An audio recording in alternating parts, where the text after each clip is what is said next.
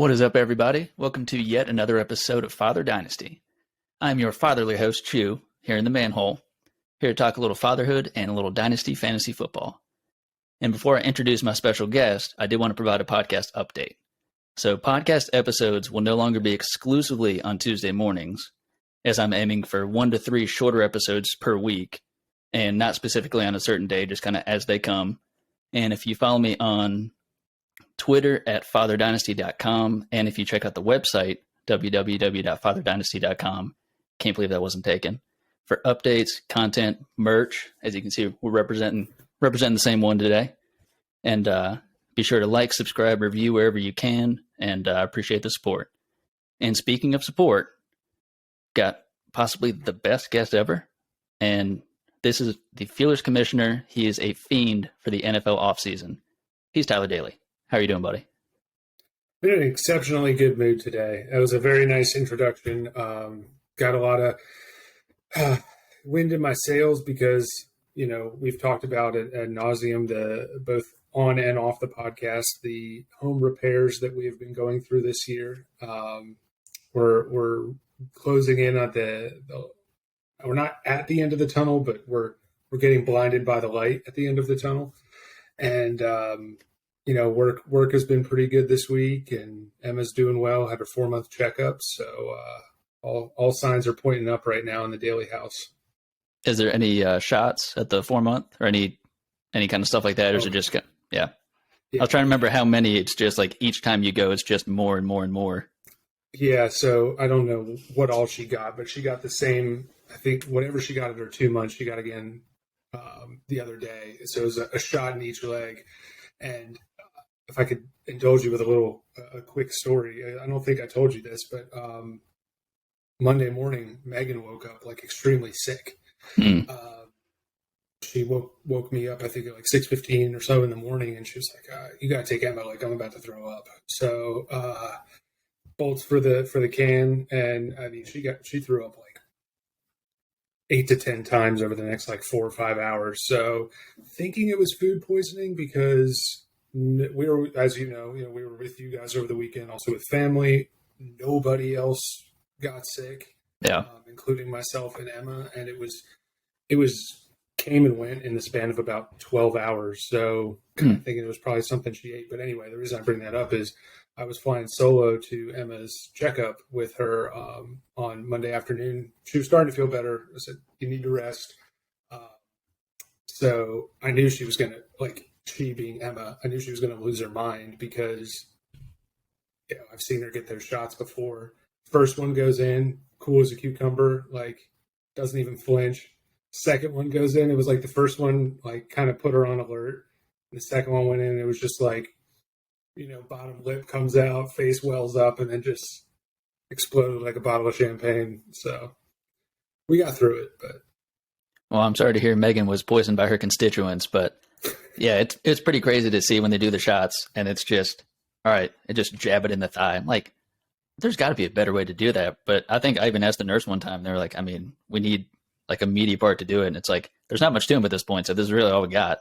Yeah. I was like, it still seems pretty crazy though. And yeah, that's just a good point. Whenever they kind of get ready, they're like, I kind of heard, are we doing this again? And then sure enough, yeah. But they'll get through it. And then eventually the shots kind of taper off.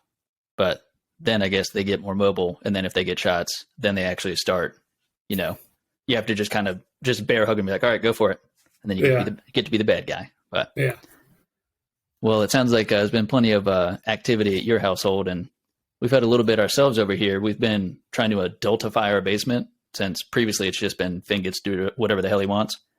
And now we've gotten rid of some stuff and kind of he has like half the basement. And what we're going to do is we're going to get a very low-level pool table and dartboard, put up a bunch of different, Marley made me like a shot ski. So it's like this ski that has 4 different shot holders in it. She got me that for a gift before, which there's a clear technique on how to do that. It's not as just simple as it looks. There's a height thing. There's a speed thing. It's a whole issue. And I'll probably have like directions on the wall of like how to do the shot ski, but we're also going to get teamwork makes the dream work. 100%. I need to get at the community college I went to, they had that right at the top of the stairs when you go in the building. I definitely need to go steal that if they still have it. But And also for decoration, Marley had the idea of getting movie posters and framing them up on the wall. So we have 7 total, the ones that I picked, and I could have kept going. I got Jaws, Boondock Saints, Anchorman, and Goldfinger. And then Marley went for an entirely different contrast of the first Harry Potter, Mean Girls, and Pretty Woman. So altogether, a weird mix. But if you were to pick 3 movie posters, and you may not know what they look like in terms of like what they actually would look like now, but ones that you would want to have like embodied on your walls, what would 3 that you would be thinking of? And just for you, so if Megan didn't care. Yeah, well, that's an awesome question, because it's outside the box of just what's your favorite movie, because I feel like picking your poster, obviously you're going to pick something, a movie you really like, but the image is really important. The first one that came to mind as soon as you started down that path, and I don't know why I know what the movie poster looks like, because I've never had it, but great movie and great poster is Black Hawk Down. One of my all-time favorite movies. I've seen it more times than I can count, and it's killing me. Josh Hartnett. Hartnett. It's an angled helicopter, and him just like sitting on the edge of it with like his rifle. He's not aiming. He's just kind of like they're like flying through a dust storm. It's a pretty sick movie cover and poster. So that would definitely be one I would scoop. I like you guys' balance. I feel like because of my affinity for both reading the Harry Potter books and enjoying the movies, I would pick one of the Harry Potters.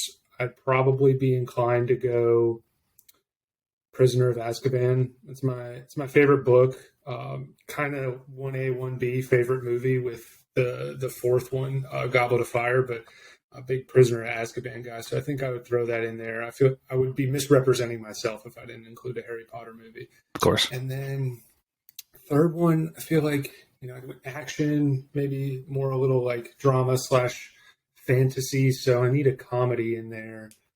I think I would go Superbad. That's a classic with Jonah Hill and Michael Cera standing there, and like they just a couple dweebs like in high school. Everybody can. I feel like that poster more than any of the others, honestly, would be like a huge conversation piece, because everybody has like a favorite line from Superbad, and probably at least in our age bracket has like a fond memory, either the first time they watched it or the 15th time they watched it. It's a great one. Nice. A couple of the ones that were kind of left on the drawing room floor, I almost got like Lock, Stock, and Two Smoking Barrels. My other comedy would have been Strange Wilderness, which I have the DVD, so basically the movie poster is just what the DVD cover looks like. It's pretty, it's got like kind of like the green, like kind of like a lime green, and just like how it's all situated, it just looks cool. It's like, even if you've never seen the movie and you don't know what it's about, it just kind of looks cool. Yeah. But yeah, needless to say, if we do expand, like if we're going like down the stairwell and doing more stuff, I've got probably another 20 that I could do. So, but we'll see about that. And you mentioned, real quick, you mentioned Jaws. I have a really bad habit of like not seeing classic movies. I've never seen Jaws. Marley hasn't either.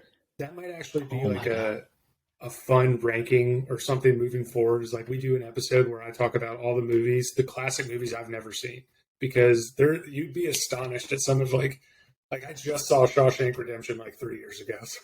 Oh man, which is a great movie. But. Yeah, but that's one of those too. It's like some of them like I've seen them and they're classics, but I maybe see them once or twice and just don't ever watch them again. But it's like if you've seen it once, you can then say, "Oh yeah, I've seen that," or I know what you mean. But well, yes, we'll go through it. We'll kind of get like a top 10 or top something classic movies, and we'll see. We'll put you to the test, and then we'll make you watch all of them, and then you have to come back and report. Of course, I need to. Yeah, and there are 4 Jaws movies. I will say it doesn't get better. Just letting you know. So if you see the first one, you get the point. Yeah, I think I'd be one and done. Let's see. So I do kind of feel like Charlie Kelly trying to track down Pepe Silvia with tracking down all these NFL transactions in the last week or two. And I know a couple of these we've spoken about off air. And bringing some of these takes and some of these conversations here onto the podcast. One of which starting with a player and a team that's near and dear to your heart, starting from the roots of the Houston Oilers, and that is Bobby Trees going over to Tennessee Titans. So what do you think about it? I'm assuming you like the move, but what do you think about the team structure and like how this affects that? Yeah, so this is one of those that I think is a better real life move than it probably is a fantasy football move. Like I think this instantly makes or maintains the Titans status as either the AFC South favorite or right there in contention for another division title. They obviously, shot their shot with Julio Jones last year. It just didn't pan out. I mean, his body's breaking down to an extent. It has nothing to do with the man's talent at this point, but he's on the wrong side of 30.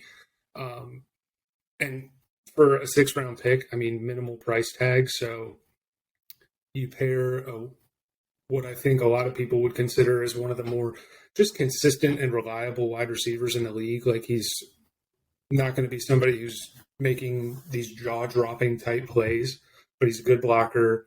He's a good contested catch guy and someone who you have to respect, which will allow A.J. Brown to stay out of double coverage, because that's really at the end of the day what teams are going to want to do. I mean, if you're the Titans and you're building this offense now with, or not building, but just maintaining this offense, you want to keep the defense honest from putting 8 players in the box with Derrick Henry, and how better to do that than to have a combination on the outside like A.J. Brown and Robert Woods. So at a 6th-round pick, I know he's about to turn 30 next month, but minimal investment, good football player, and people recover from is it ACL? He was out with the ACL. Yeah, people just recover differently from the ACL injuries these days. It's not as damning as it used to be when we were growing up. Yeah, it's crazy to think that, and even now with, Cam Akers being the first of a running back position, like almost one that would be more explosive and taking more abuse, that even those are coming back so quickly, which I guess that's part of it, is they start the rehab immediately versus waiting, because I guess that is more of an issue.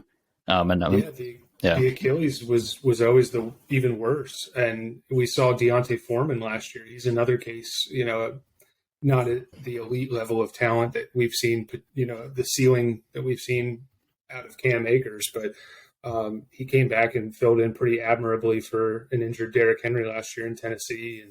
And I think his injury goes back 3 or 4 years now, but yeah, it's crazy how these guys are coming back from this stuff, and not only just as strong, but timeline wise quicker too. I mean, the ACL thing was always like a solid year, and now we have guys that are pushing sometimes like 8 or 9 months where they're back in the fold. Yeah.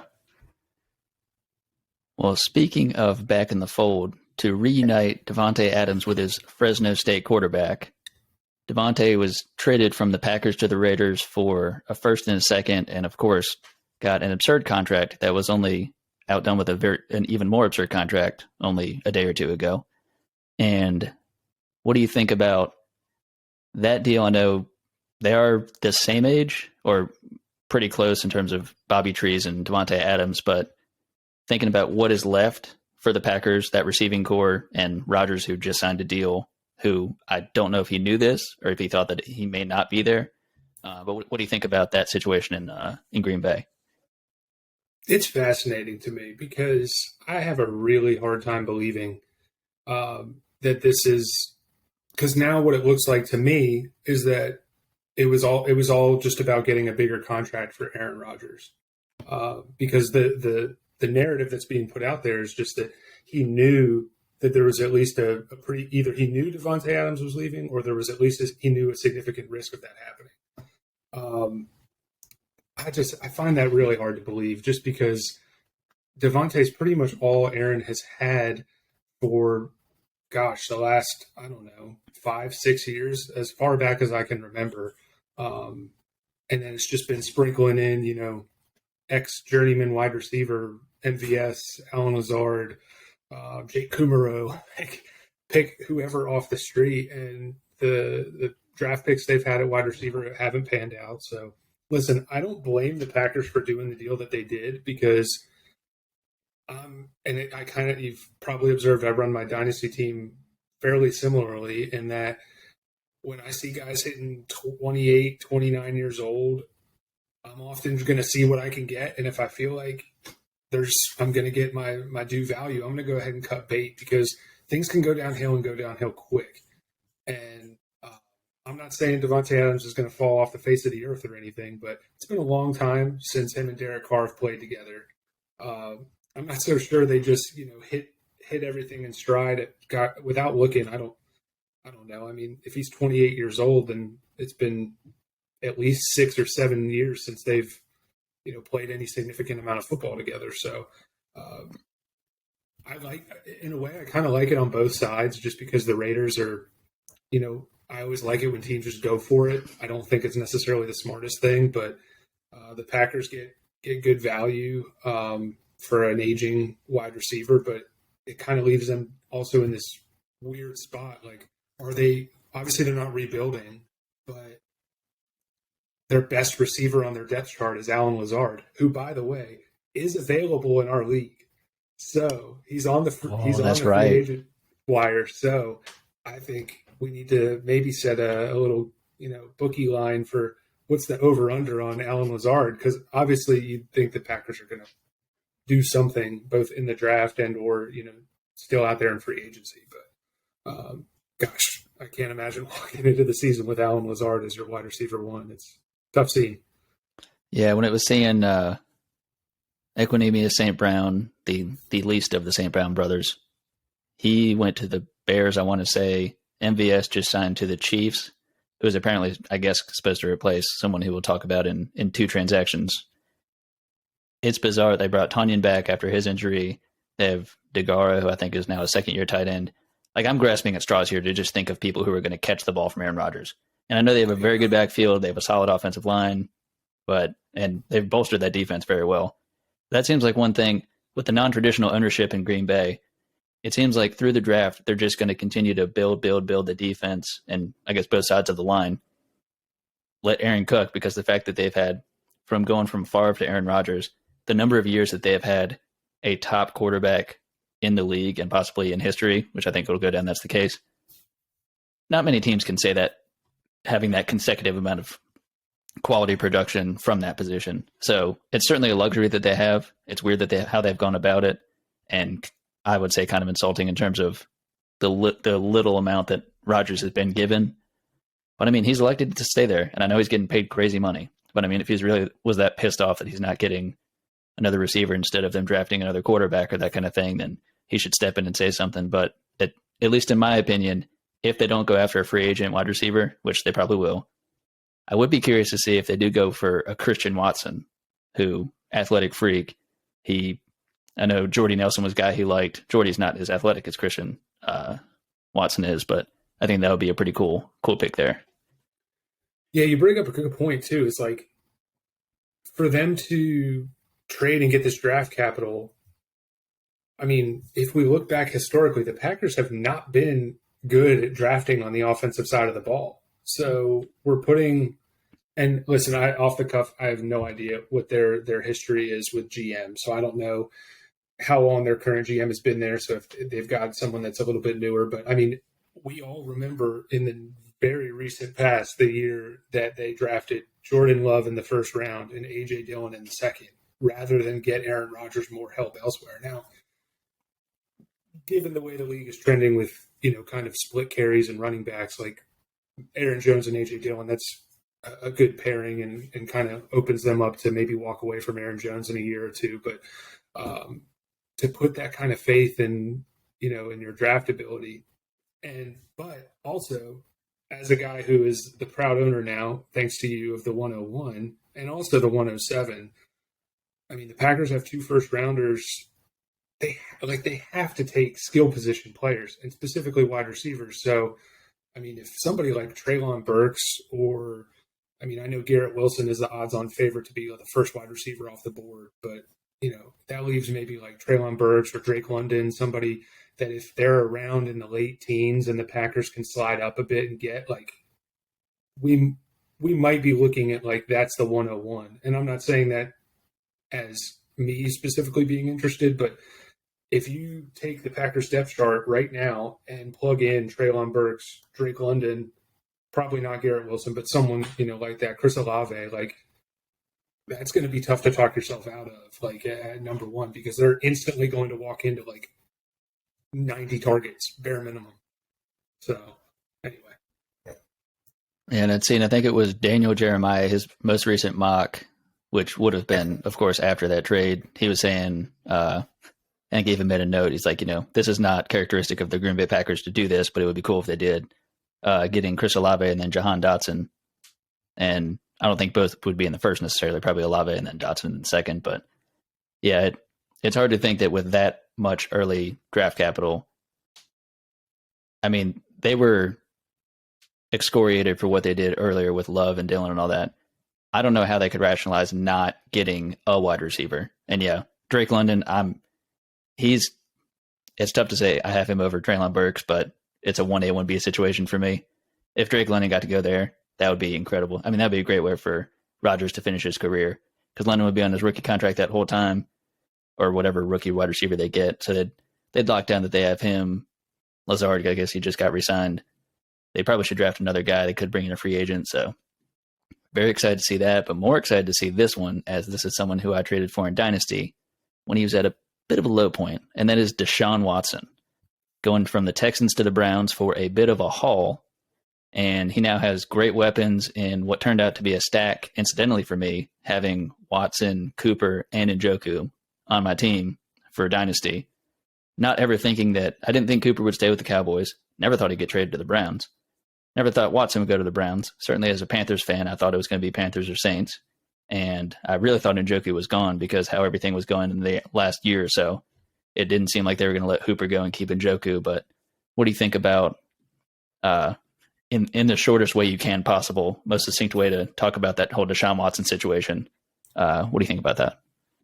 What an emotional roller coaster for you, in terms of, being an owner of both Amari Cooper and Deshaun Watson, because for a minute there, you get Amari Cooper going to the Browns, and then you're like already kind of, whatever about Baker Mayfield. Then it turns out they're shopping Baker. So who's going to be throwing the ball to Amari? Well, who better than, your own Deshaun Watson there. So pretty sweet turn of events there for you. But yeah, I thought a lot about the Deshaun Watson scenario and putting all the legal stuff aside. The thing that stood out to me, and I'm sure you've seen it, but that allegedly the Browns general manager did not make any phone calls to Deshaun Watson's attorney to vet his legal situation. So they're catching a lot of flack on Twitter for that, because here they're publicly saying they've done their due diligence, like everything's going to be fine.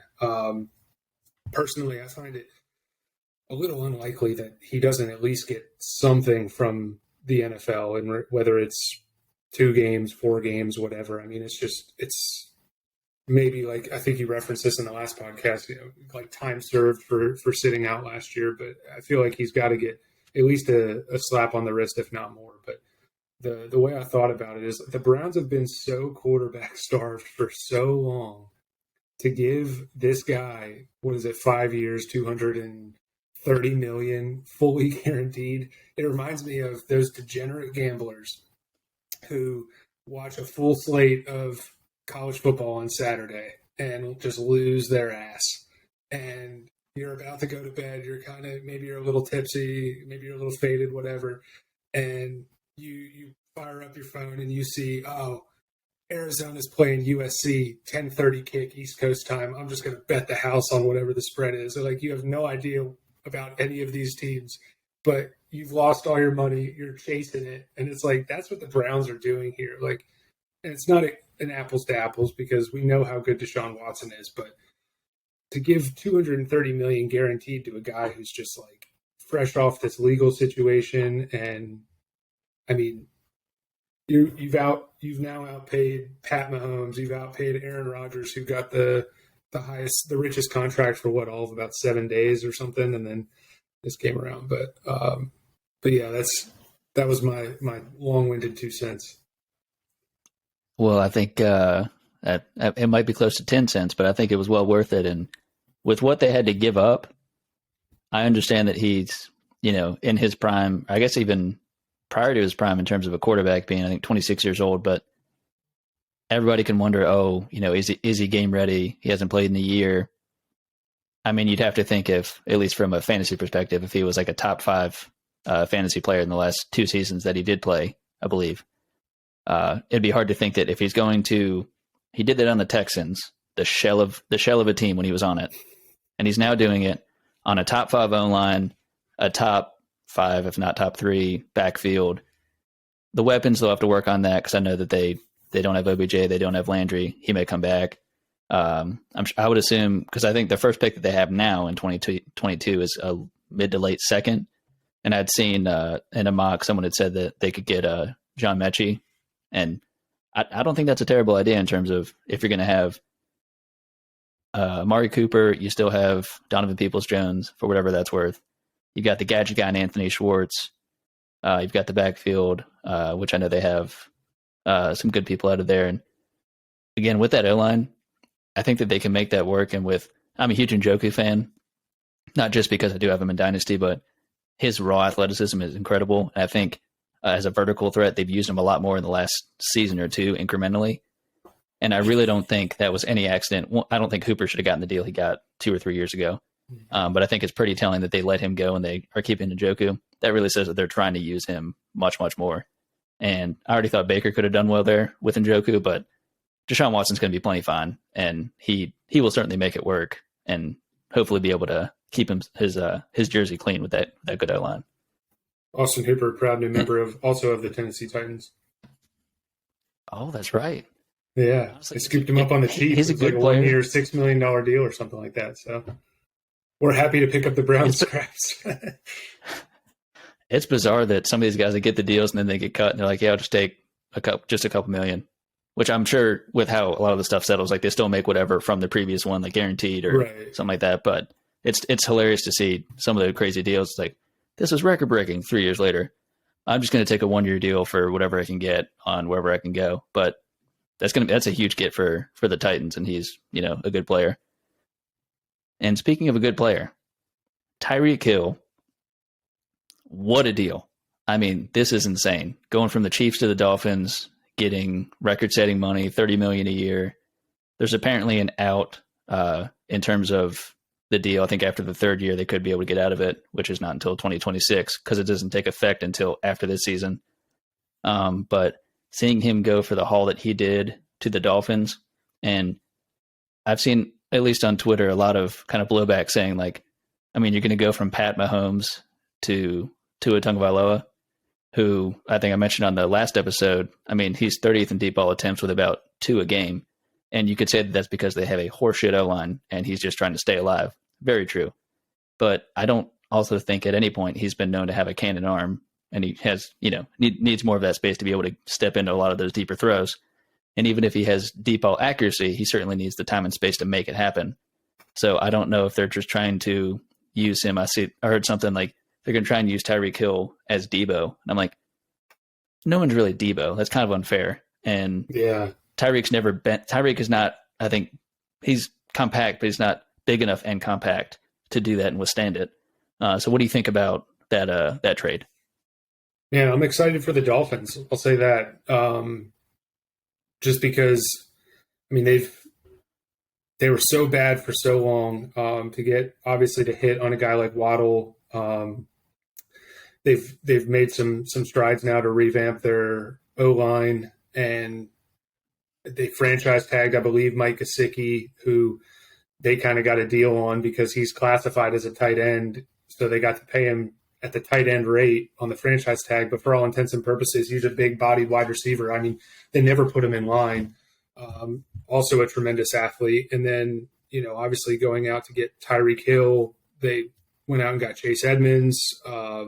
Backfield's a little crowded right now, but no shortage of weapons. So really investing in Tua, I think, and giving him the opportunity, they're going to be a fun team to watch.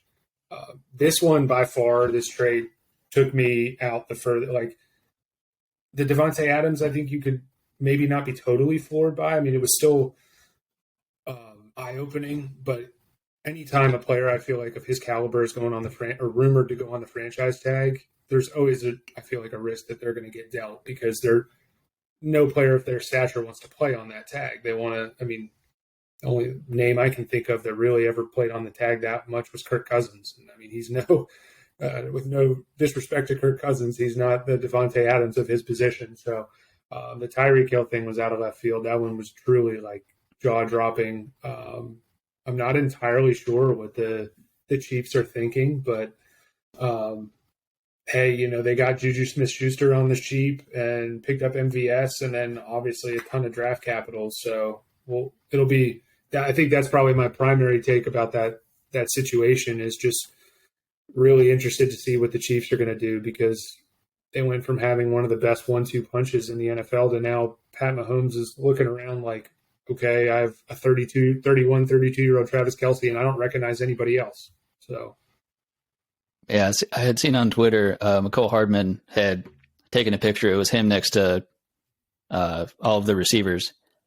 And it was kind of like a grayscale, like everybody was just kind of like in like grayed out, and he was the only one that was still in red, kind of pointing out like all these guys are gone. And I mean, because it was like Watkins, Pringle's gone, of course Hill's gone, and it was funny just to see that and be like, wow, it's crazy to think that wasn't that long ago. When I mean, even just looking at Hill and Kelce, it was looked at as like, well, there's not really ever much depth or quality depth behind Hill. But the thought was between he and Kelce, they can figure it out with all the stuff going in the backfield with CEH not really fully amounting to what I think he was invested in him. They're like, well, we still have Hill, we still have Kelce. I don't know what the hell they're going to do now. And I know they got a huge haul for getting sending out Tyreek Hill, and I know the benefit for any of the teams that like for the Chiefs that trade Tyreek Hill and for the Packers that trade Davante.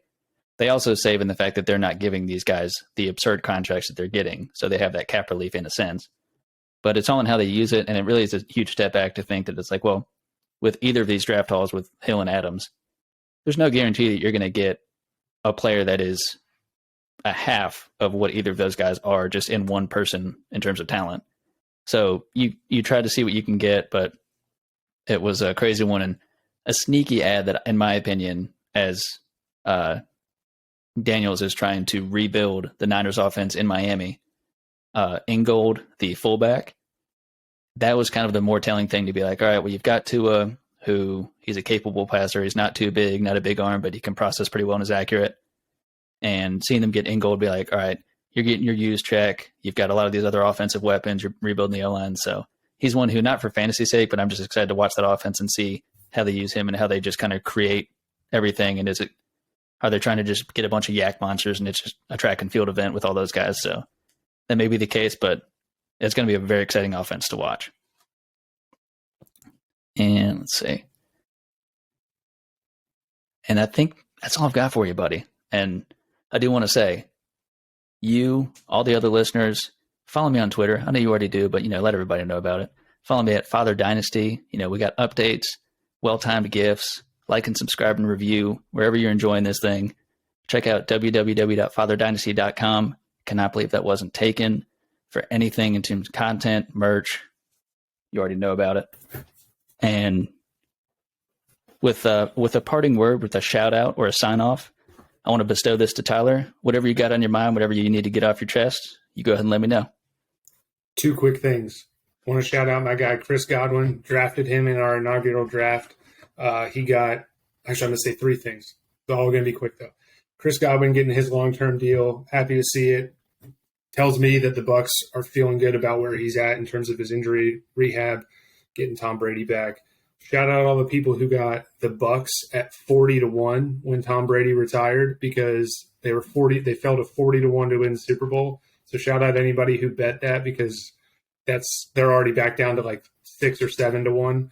And then lastly, and this is in particular to Jacob Ridgway because he knows how big of a fan I am of this guy, but Junkyard James, James Washington, proud Oklahoma State grad.